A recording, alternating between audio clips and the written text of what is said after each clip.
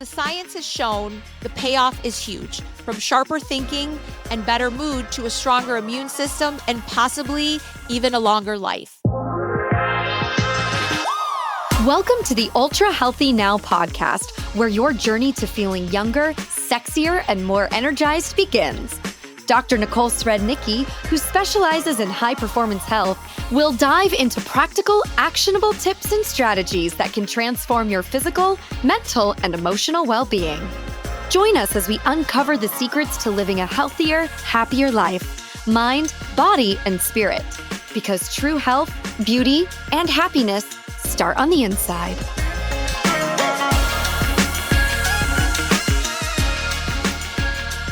Welcome back to our series on functional medicine and sleep. In episode 1, we learned why sleep is so critical and one of the ultimate anti-aging tools, and we saw how lack of sleep wreaks havoc on hormones, immunity, and aging. In episode 2, we uncovered the consequences of lack of sleep. Remember Robert? If the first 2 episodes were a wake-up call, no pun intended, about the importance of sleep, this third episode is all about actionable solutions. Hello, and welcome to Ultra Healthy Now, the weekly podcast where we dive into the journey of maximizing your health potential. I'm your host, Dr. Nicole Srednicki, founder of Ultra Healthy Human, where we specialize in high-performance health for high-performance people.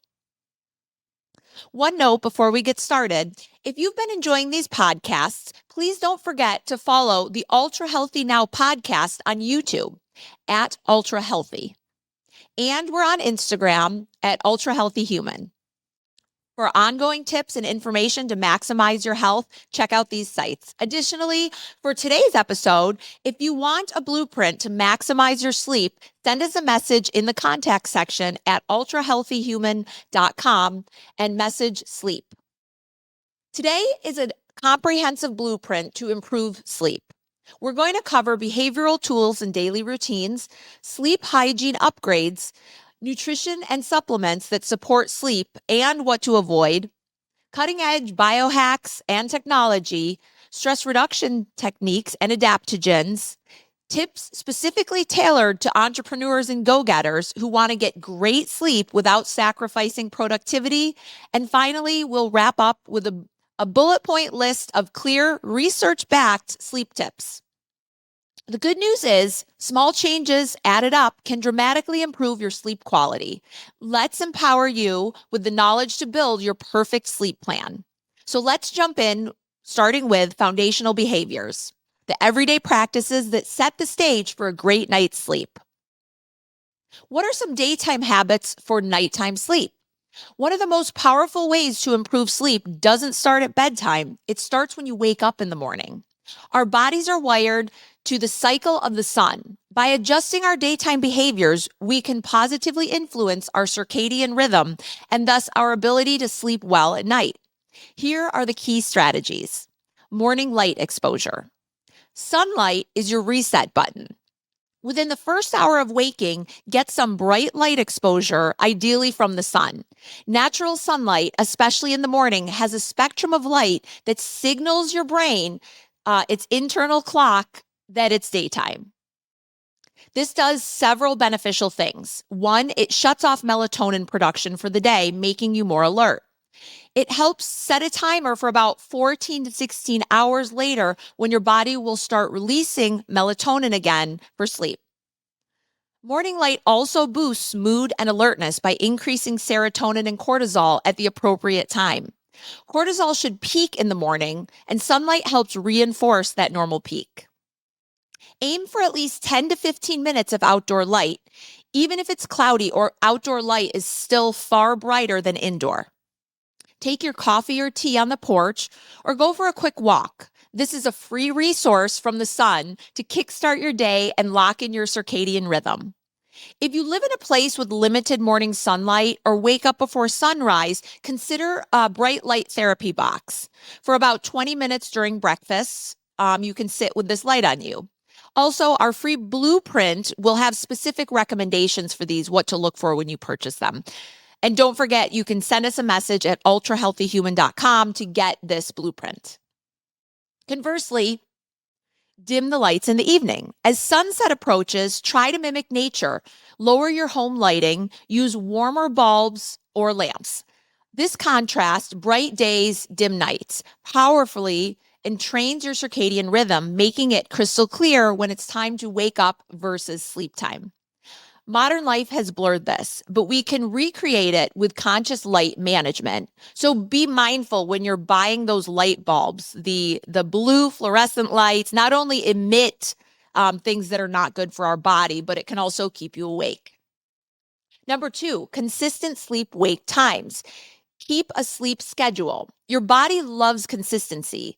Going to bed and waking up around the same time every day, yes, even on weekends, with maybe about an hour difference, can significantly improve sleep quality. When you have a regular rhythm, your body starts to anticipate sleep and wakefulness, adjusting hormone levels accordingly. For example, if you always wind down at 10 p.m., you'll start releasing melatonin around that time nightly. If your bedtime swings widely, your body gets confused. Irregular sleep schedules have been associated with metabolic issues and obesity, even independent of sleep duration. High performers can appreciate this. It's like scheduling a crucial meeting for recovery. To help with this, you can set a bedtime alarm, an alert or reminder on your phone an hour before bed to prompt you to start winding down. I know it sounds a bit rigid, but it works. After a few weeks, many find that they start getting sleepy naturally at their target time and waking up a few minutes before their alarm goes off in the morning, feeling more rested. So then you can stop using that alarm. Number 3, exercise. Move, but at the right time. Regular physical exercise is one of the best enhancers. People who exercise tend to fall asleep faster and spend more time in deep sleep. Exercise reduces stress, improves mood, and promotes circadian alignment. However, timing is important. Morning or afternoon exercise is generally great for sleep.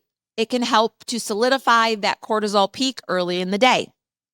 Evening exercise within 2 to 3 hours of bed affects individuals differently. For some, it revs them up too much, delaying sleep because it raises body temperature and adrenaline. Others are unbothered, so pay attention to your response. If you suspect your late night high intensity workouts are keeping you up, try shifting them earlier or doing gentler movements like yoga at night instead. The bottom line, move regularly. Sedentary lifestyle is a recipe for poor sleep and stagnation. Even a 20 to 30-minute brisk walk during the day can help make a difference at night. Number 4, limit caffeine and stimulants. Cut the caffeine early. We all love our coffee or tea, and used strategically, caffeine can enhance focus and performance, but it can also be a hidden sleep saboteur. As a rule of thumb, avoid caffeine at least 6 to 8 hours before your planned bedtime. If you're aiming for 10 p.m. bedtime, try not to consume caffeine after 2 p.m. Some very sensitive individuals might need to stop it by noon. Caffeine has a half-life of about 5 hours in the average adult, meaning if you have 200 milligrams at 3 p.m., about 100 milligrams is still in your system at 8 p.m. and 50 milligrams at 1 a.m. So even if you fall asleep, caffeine can lighten your sleep and reduce stages. If you need an afternoon pick-me-up, consider a short power nap for 20 minutes or a brisk walk outside instead of another latte. For high performers, note that caffeine tolerance builds. Relying on it consistently can lead to diminishing returns. Also, be mindful of other stimulants. Certain pre-workout supplements, energy drinks, or even nicotine from those patches, cigarettes, or vaping, I hope that you're not doing any of that, can really affect this. These can really impair your sleeping at night. Number 5, daytime diet and hydration. This is your fuel for sleep. So what you eat throughout the day can impact. Eating a well-balanced diet with plenty of fiber, healthy fats, and micronutrients support sleep. For instance, magnesium and potassium found in foods like leafy greens, nuts, and bananas are important for sleep quality. They help relax muscles and nerves. Omega-3 fatty acids from fish and flax seeds may aid sleep by reducing inflammation and possibly helping serotonin pathways, which are those happy hormones. Avoid extreme calorie restriction or starvation diets. Being overly hungry can trigger cortisol and make it hard to sleep. Ensure you get enough calories and protein earlier in the day. It's often said, eat like a king for breakfast, for lunch, eat like a prince, and for dinner, eat like a pauper, to align with your circadian digestion. While you don't have to follow that strictly, having a lighter dinner and not eating too late can help, as a full stomach at bedtime can be uncomfortable and also increase risks of reflux. Make sure to stay hydrated, but taper fluids at least 2 hours before bed if nighttime bathroom trips are a problem. During the day, dehydration can cause fatigue and headaches, which might lead to late caffeine use or napping, interfering with night sleep. So drink water regularly, but after dinner, just sip enough so that you're not thirsty and use the bathroom before sleep. If you're a high performer who experiments with things like intermittent fasting, some people find early time restricted feeding, for example, having your last meal at 6 p.m., improves sleep, while others might get low blood sugar at night if they don't have a small snack. Tailor it to your body. A small, complex carb snack before bed, like a handful of almonds and a few berries, can actually help some people, especially if anxiety or blood sugar dips wake them. So just keep it light and healthy. By optimizing these daytime factors, morning light, consistent schedule, exercise, caffeine moderation, and nutrition, you get a solid foundation. As the day winds down, though, you need to actively prepare for sleep. That's where evening routines and environments come in. So, crafting your wind down routine and sleep sanctuary. The hour or two before bed is sacred. It's the bridge between wakefulness and sleep. Too often, we try to go from 100 miles per hour to zero with no transition. Then we wonder why we can't fall asleep. The key is to create a wind down routine. That tells your body and brain it's time to shift gears. Additionally, optimizing your sleep environment, your bedroom, to be conducive to sleep is crucial. Let's break this down. Number one, digital sunset. Lights out for screens. As discussed earlier, blue light in the evening suppresses melatonin and tricks your brain into alertness. So one of the best things you can do is implement a digital sunset, a cutoff time after which you drastically reduce or eliminate screen time. For many, this might be 60 to 90 minutes before bed. What if you absolutely must look at screens due to work or an emergency? Use tools that enable night mode on computers to shift screen color to warmer tones. You can wear blue blocking glasses that filter out melatonin suppressing wavelengths. But remember, it's not just the light. The content on the screens, emails, news, and social media can be mentally stimulating or stressful, which is another reason to unplug. Instead of TV or phones, try more relaxing analog activities, reading a paperback book, journaling, gentle stretching, listening to calming music, or an audiobook. If you do watch TV, choose something lighthearted versus an action thriller and dim the TV and room brightness. Basically, ease your senses into the night mode. I like to converse with my husband, talking good things, goals, progress, relationships, gratitude. I find it very calming and helps when I go to bed. Number two, power down routine. Same sequence every night. Our brains love routine. Creating a predictable sequence of actions before bed can train your body to expect sleep after that sequence. For example, 9:30 p.m., turn off electronics, put on your pajamas. 9:40, hygiene routine, wash your face, brush your teeth. Some find a warm shower or bath at this time very helpful. The rise, then fall in body temperature after a warm bath can trigger sleepiness by dilating blood vessels and releasing heat. I like this part of the routine because it also gives praise to your body. For me, it's like thanking my body for all that it's done for me today.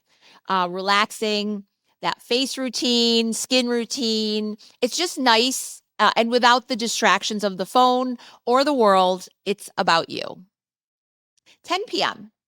Lights dimmed, in bed with a book, preferably something not too emotionally activating, maybe fiction or something soothing rather than mental work. 10:15, do 5 minutes of relaxation exercise. More on these stress reduction in a bit. 10:30, lights out, attempt sleep.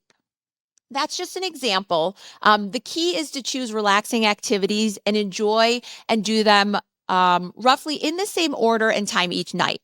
Over time, each step becomes a cue. By the time you're on, say, your journaling step, your brain knows sleep is next and starts to get sleepy on its own. This is classical conditioning at work. Many high performers find it hard to justify taking time to wind down. I could be working or doing something productive, but reframe it. This is productive. It's an investment in tomorrow's productivity. As the American Heart Association sleep infographic suggests, making small changes each week, like establishing a nighttime routine, yields dividends in energy and health. Think of your wind down as the final cool down lap of a race. If you stop abruptly, you risk crashing. If you cool down, you recover better. Number 3, optimize your sleep environment. Build a sleep sanctuary.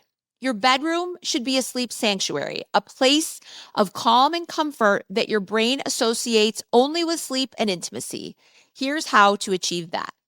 Cool temperature. Keep the room cool. Around 60 to 67 degrees Fahrenheit is ideal for most. A cooler environment facilitates the drop in core body temperature that initiates sleep. If you can't control central air, consider fans, devices, bed cooling pads that will cool the mattress. On the flip side, ensure your extremities are warm enough. For me, I like to sleep in a cool room, but with like 3 blankets. Darkness. Make the room as dark as possible. Use blackout curtains or an eye mask to block light. Even modest light can suppress melatonin. If you must have a nightlight, use a dim red or amber one. Those frequencies have minimal impact on melatonin. Quiet. Ideally, your sleep environment is quiet. But if you live in a noisy area, some urban settings, try white noise machines or a fan to create a consistent background sound that masks sudden noises. Earplugs are also an option if they're comfortable for you.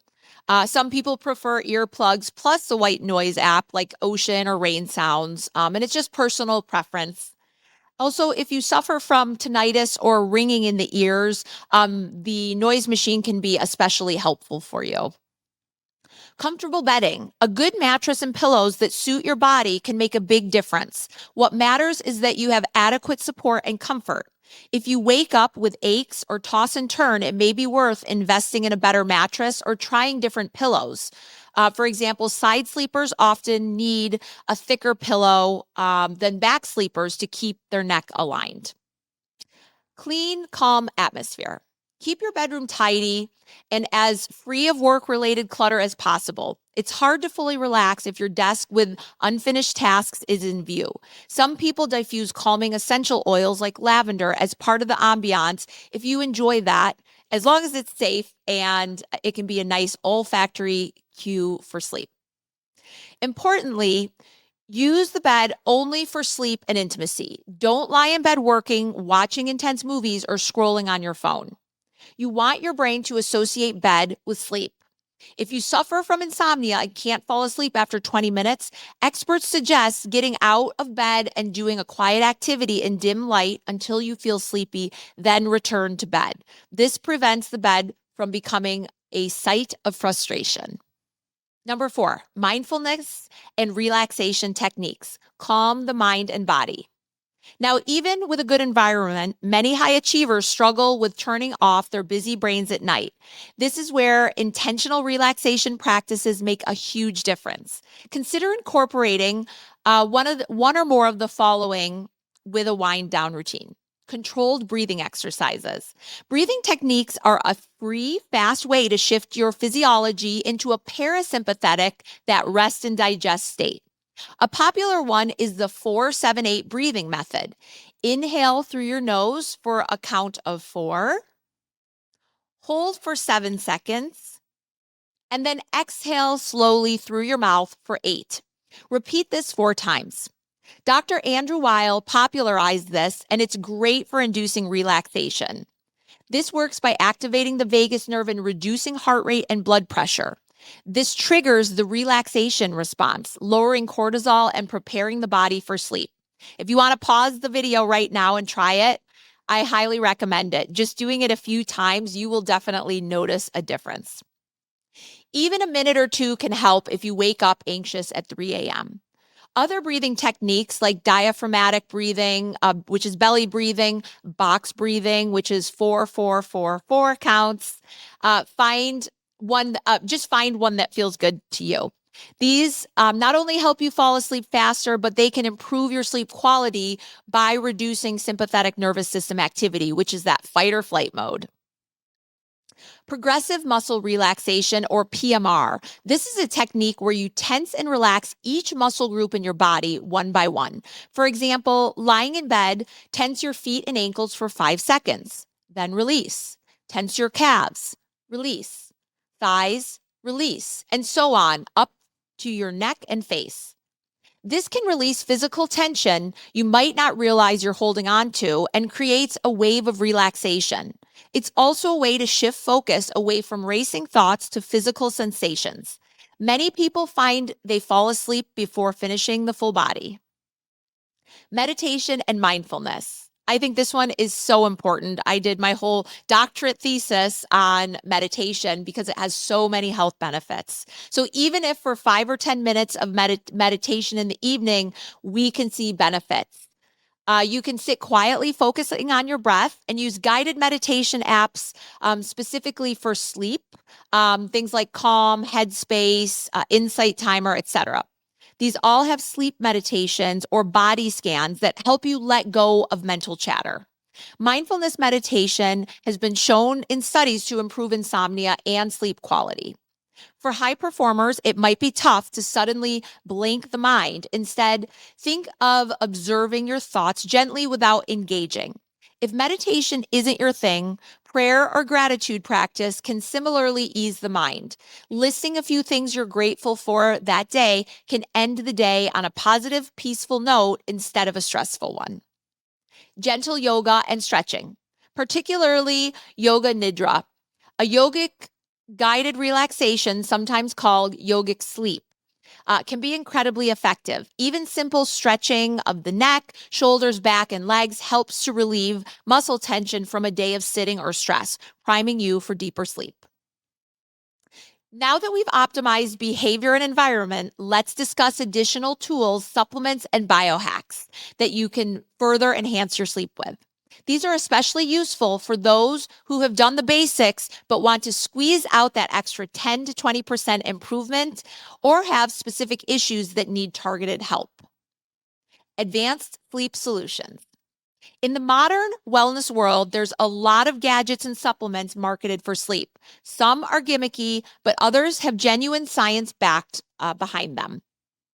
Let's highlight the ones that are research backed and commonly recommended by functional medicine experts. And remember, these are additions, not substitutes for good sleep hygiene. But for many, they can be game changers. Number one, sleep supplements. These are nature's sleep aids. Instead of prescription drugs, which generally sedate rather than producing natural sleep, like Ambien, which can knock you out but yields abnormal sleep architecture, or Xanax, a study showed that taking it for more than 6 months had an 84% greater risk of developing Alzheimer's. Functional medicine looks at a gentler, non-habit forming supplements. A few noteworthy ones. Magnesium, known as nature's relaxant. Magnesium is involved in over 300 biochemical reactions, many of which calm the nervous system. We actually had an entire podcast on the benefits of magnesium because it's so important. You can find this on YouTube at Ultra Healthy or on my website, ultrahealthyhuman.com. Magnesium glycinate or magnesium threonate are preferred forms for sleep because they cross the brain barrier more effectively. They can help quiet a busy mind and relax muscles. Studies show magnesium supplementation can improve insomnia, especially in older adults who may be deficient. Typical dosing is around 120 to 400 milligrams in the evening, just depending on some specifics within your body and the way you're feeling. And bonus, it can also prevent nighttime leg cramps. And as I always say, check your levels. Don't just start taking it. Melatonin, this is the body's own sleep hormone available as a supplement, and it can be very effective for certain situations, such as jet lag, shift work adjustment, and for older individuals who may produce less melatonin. It's also useful for resetting a delayed sleep phase for like night owls that need to shift earlier. Generally, low dose, 0 0.3 to 1 milligrams, mimic your physiological levels and can aid sleep onset. Higher doses, like 5 to 10 milligrams, are sometimes used short term for jet lag or certain medical conditions, but can cause more side effects like vivid dreams or next day grogginess.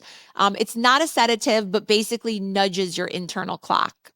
But use it wisely. More is not always better. Also, taking it too late at night or in the middle of the night can actually shift your clock undesirably. So, best under guidance if using long term. Personally, I choose magnesium over melatonin any day. Some other herbal sleep aids, several have been shown to be calming and have sedative effects. Valerian root has a lot of research. There's chamomile, which is often as tea, lavender, which is in an oral supplement or aromatherapy. Passion flower, lemon balm, and hops are other traditional calming herbs. Often you can find these combined in herbal sleep blends. And if you're interested in any of these combinations, you can send us a message for suggestions. And we also have several at ultrahealthyshop.com. L-theanine, which is an amino acid found in green tea, but not the stimulating caffeine part, is also a great one, especially for those with like a buzzing mind and anxiety. A newer one is glycine. This is an interesting hack. This is another amino acid, and a study has shown in 3 grams at bedtime, they have seen improved sleep quality and deeper sleep. Other adaptogens, I love adaptogens. I think I talk about them pretty frequently on the podcast because they affect our cortisol, which is our stress hormone, which everybody has some level of stress mentally, emotionally, physically. So, always paying attention to that. These herbs can help the body modulate stress response. And I often mention like ashwagandha, like in our stress modulator supplement, taken in the evening, can help to lower cortisol and promote that restful sleep. Another is reishi mushroom. This is another adaptogen often used at night to calm and support sleep. It's known in the Chinese medicine as the mushroom of immortality, and it's said to nourish the spirit and help sleep. I love this ingredient. I've incorporated it into many of the ultra healthy human supplement formulas, such as ultra liver support or ultra immune support. So great for your immune system and for sleep. These work more gradually over weeks by restoring balance, but many notice a difference in they feel more tranquil after them. There's also CBD, a non psychoactive compound from hemp, has really exploded in popularity for anxiety and sleep. I think the evidence is still emerging. There's a lot of mixed evidence, but many anecdotally report that 10 to 50 milligrams of CBD before bed reduces anxiety and helps promote sleep through the night. It might be particularly helpful if pain is keeping you up, as it's an anti-inflammatory and analgesic properties that it has. It doesn't directly sedate unless it's in very high doses, but it eases anxiety and pain and can indirectly improve sleep. Ensure it's a quality product with third-party testing if you're going to try this route. Personally, I would pass on this one. It's wise to introduce one new supplement at a time to see how you respond. Also, consult with a doctor, especially if you're on medications or have health conditions, because some of these ingredients can interfere or interact with medications. So, next, we're going to talk about high tech sleep gear, some of the biohacking for sleep. For those of you that love tech and data, there's a variety of devices that can assist with sleep improvement. I'm sure you've all seen those sleep trackers. You can wear them on your wrist. Devices like, or your hand. Devices like the Oura Ring, Fitbit, Whoop strap, or the Apple Watch can track sleep duration and stages to varying accuracy. I know some issues just arose with the Apple Watch, so make sure you do your due diligence on its safety. These in general can be motivating and informative. For example, if you see that you're only getting 45 minutes of REM sleep, you might make changes and watch that increase to 1.5 hours or track how that late glass of wine ruined your sleep score. The Whoop and Aura also track heart rate variability overnight, which is a measure of your autonomic nervous system balance. A higher heart rate variability generally means you're more recovered and in a relaxed state versus a low heart rate variability indicates stress. By observing heart rate variability trends, you can see if certain interventions like meditation or no caffeine improve nightly, correlating with better sleep quality. Note, don't get obsessed with this. The data isn't 100% accurate for stages, but it is useful for trends, total sleep, consistency, etc. I personally would say, wear it for a little bit to kind of get the information, play around with interventions, but I don't think you need to be wearing it every single night of your life. If data motivates you, it can be like a game to improve your sleep metrics, but just avoid it causing anxiety. Some people get stressed by chasing the perfect sleep score, which is going to be counterproductive. Personally, I'm not into wearing the devices at night because it feels like a distraction. There's also, sleep study devices that are FDA approved that you can wear for one night. It's going to give you all of that sleep information. So intermittently, either do like a home sleep study type thing or intermittently use these devices. White noise machines. We mentioned these earlier. High-tech versions have customizable soundscapes or adaptive sound that will actually adjust to sudden noises. And again, as I mentioned, people with tinnitus or ringing in the ears, this can be especially helpful. Just make sure when you're using the device, don't buy one or use one that's emitting or using Wi-Fi or emitting the EMFs into your bedroom. So you kind of want the old school low tech ones. And smart light bulbs. Companies like Philips or others make smart light bulbs that you can program to stimulate sunset, gradually dimming and reddening, and sunrise, gradually brightening in the morning. And this can be part of your automation, which I think is really cool. The lights can slowly dim to orange at 9 p.m., cueing you to wind down. And in the morning, a gentle brightening can help wake you more naturally than a jarring alarm. There's also sunrise alarm clocks that do this same light stimulation. Then there's cooling devices. If you run hot at night or have night sweats, devices like the Chill Pad Cube or Ooler, which are water cooled mattress pads, or even the 8 Sleep Pod, are a few that I read about that can help keep you cool. Pun intended. They allow you to set your bed to specific temperatures. Some of these will even warm you gently in the morning as a wake up cue.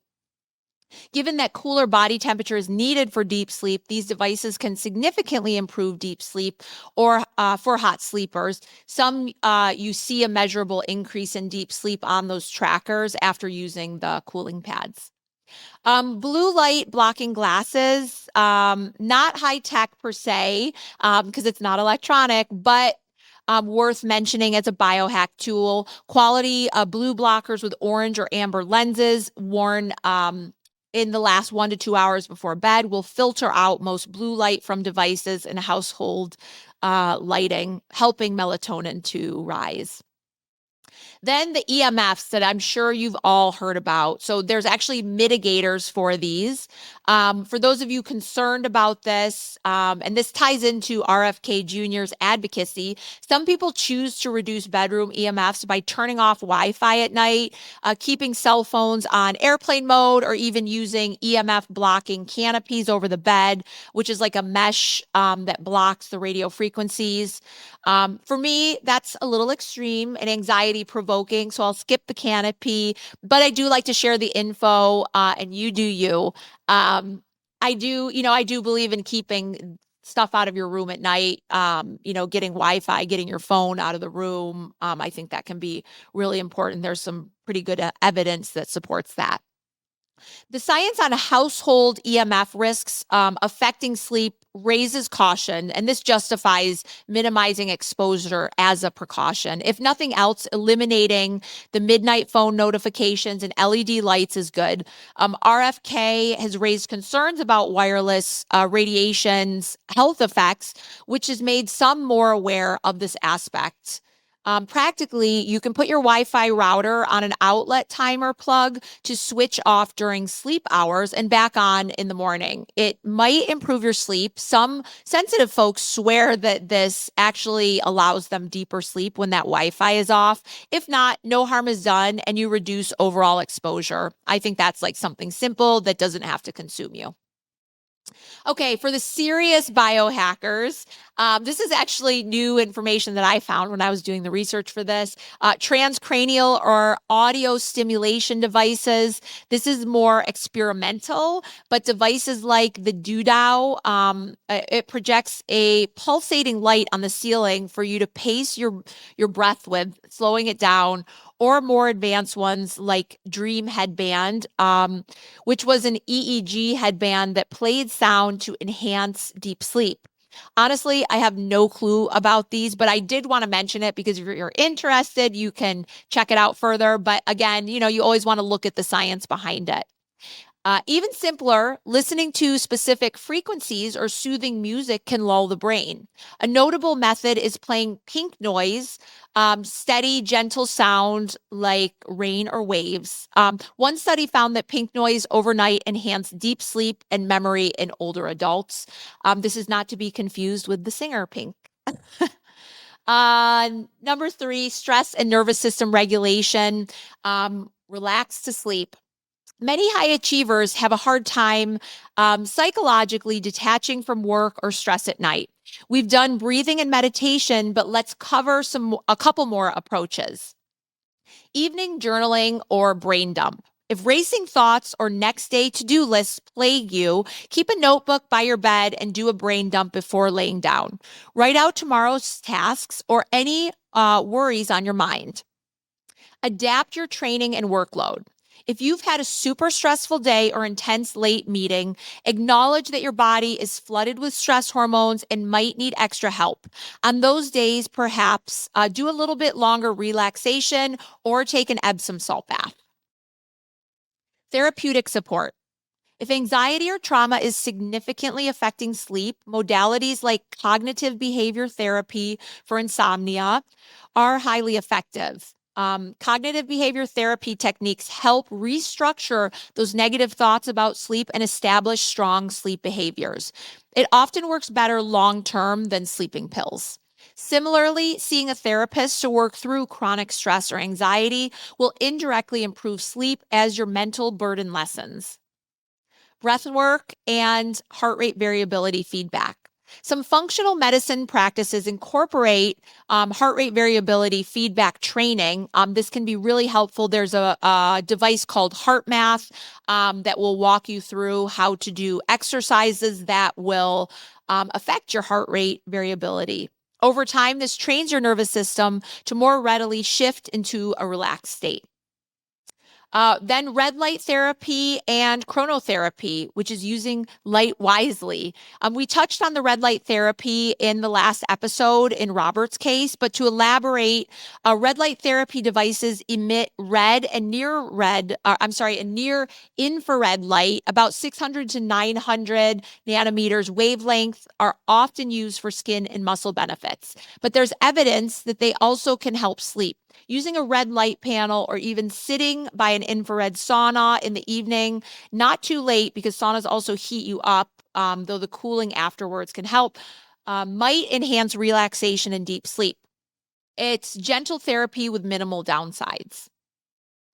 And I want to just touch on RFK's advocacy, which, he focuses a lot on EMFs and environmental toxins. He's been very vocal advocate on environmental health issues, including questioning the safety of pervasive wireless radiation and other toxins. So let's discuss this for a minute. EMFs, RFK's launch efforts to investigate potential links between EMF exposure, like cell phones, Wi-Fi, and 5G towers, and the chronic health issues. He points out agencies like the International Agency for Research on Cancer classified radiofrequency EMF as possibly carcinogenic. His claims underline a precautionary principle. Until we know EMFs are 100% safe, we should minimize unnecessary exposure. For sleep, this means simple steps like not sleeping with your phone on your pillow. There's ongoing research. One recent study discussed that having a baby monitor radiation impacted adult sleep, suggesting that EMFs might indeed influence our sleep physiology. Environmental toxins. So beyond EMFs, RFK for decades has fought against pollutants from mercury in water to pesticides and more, as he believes they continue to contribute to chronic illness and developmental issues. In terms of sleep, environmental toxins like lead, mercury, mold, and certain VOCs or volatile organic compounds can stress the body and disrupt sleep. For instance, mold exposure can cause chronic inflammatory response syndrome, which often includes insomnia or unrefreshing sleep as a symptom. Kennedy's Child Health Defense Organization and others advocate for cleaner environments. So, practically, this reminds us to create a healthy bedroom environment free of toxins. Avoid VOC emitting paints or furniture if possible. Keep the air clean with a HEPA filter if needed, especially if you have allergens or live in a polluted area. As individuals, while we push for healthier policies, we can take control of our own environment using these insights. Reducing EMF and toxin exposure in our personal spaces can only benefit our sleep and overall health. Next, special cases. Tailor your needs. If you travel across different time zones frequently, jet setters, athletes, executives, learn to use jet lag plans. You can send us a message if you want further details about some of the jet lag plans that we recommend. For women, be aware of how your menstrual cycle affects your sleep, or if you're in perimenopause or menopause. We can tailor a plan specific to your hormones. The overarching theme is personalization. What works for one might not for another. So treat these tools as a toolbox. Find your optimal formula. Now, with all this information, it's easy to feel overwhelmed, but you don't have to do everything at once. Start with one or two changes, then add on. Even incremental improvements can yield noticeable benefits in your sleep. To conclude this episode, and our podcast focus on sleep, let's distill everything into clear take-home tips, practical actions you can implement right away. Key sleep tips and take-home messages. We've covered a lot of ground. Here is a quick list of evidence-based tips for better sleep, synthesizing what we've discussed. And don't forget, if you don't feel like writing it down, just send us a message and we can send you this list. Keep a consistent schedule. Get morning sunlight. Establish a wind down routine.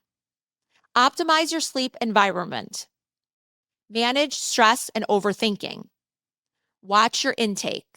This is specific to caffeine, keeping hydrated, and actually what you're eating. Exercise regularly. Leverage natural sleep aids if needed. Use tech wisely.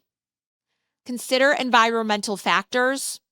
And prioritize sleep as non-negotiable. Listen to your body. Implementing these tips can help almost anyone improve their sleep. The improvements might be gradual. Give it a couple of weeks to notice significant changes. To wrap up, recall Robert's story from episode 1 and 2. Decades of poor sleep left him in a rough state, but by following many of these principles, he reclaimed his vitality. That kind of turnaround isn't just for extreme cases. All of us can enhance our well-being by prioritizing sleep. In a world that often encourages us to push harder and sleep less, choosing to honor your need for sleep is almost a revolutionary act of self-care. It's saying, I value my health, my brain, my future enough to give myself the rest I require. And as the science has shown, the payoff is huge, from sharper thinking and better mood to a stronger immune system and possibly even a longer life. Thank you for joining me in this deep exploration of sleep through the lens of functional medicine. I hope you come away empowered with knowledge and practical tools to improve your sleep starting tonight. Sweet dreams. Thank you for joining me in another episode of Ultra Healthy Now. If you've been enjoying these podcasts, please don't forget to follow us at Ultra Healthy, which is on YouTube. And you can follow us on Instagram at Ultra Healthy Human for ongoing tips, information to maximize your health. If today's episode sparked your interest in achieving your maximum health potential, or you have further questions about sleep, I invite you to contact us or visit us at ultrahealthynow.com. Explore our specially formulated supplements, ask questions, suggest topics for the Ultra Healthy Now podcast, or schedule a consultation. Join us at Ultra Healthy Human, where your health, beauty, and happiness begin from the inside. Visit ultrahealthynow.com to start your transformation today. Thank you for tuning in to the Ultra Healthy Now podcast with Dr. Nicole Srednicki. To discover more, visit ultrahealthynow.com and jumpstart your wellness journey with our 21-day detox program, a total body reset, more energy, better focus, and weight reduction. Our carefully formulated, high-quality supplements will aid in a new level of wellness. Don't wait. Unleash the Ultra Healthy Human within you. At Ultra Healthy Human, Eastern and Western modalities are combined with cutting-edge technology to guide personalized health programs to help you tap into the limitless potential of your mind and body. Because true health, beauty, and happiness start from within. Remember to subscribe, like, and share this episode wherever you listen to podcasts. And before we sign off, I want to make it crystal clear that the information presented here is for informational and entertainment purposes only. This episode should not be considered a substitute for professional medical advice, diagnosis, or treatment. And while we strive to provide accurate and up-to-date information, the content discussed in this podcast is based on general knowledge and research available at the time of recording. Medical knowledge and guidelines can evolve, and what we discuss may not always reflect the most current research or recommendations. If you have specific health concerns or questions, we strongly encourage you to consult with a qualified healthcare professional or medical specialist who can provide personalized advice tailored to your unique circumstances. Every individual's health situation is unique, and what works for one person may not be suitable for another. This podcast is a presentation of the Rich Dad Media Network.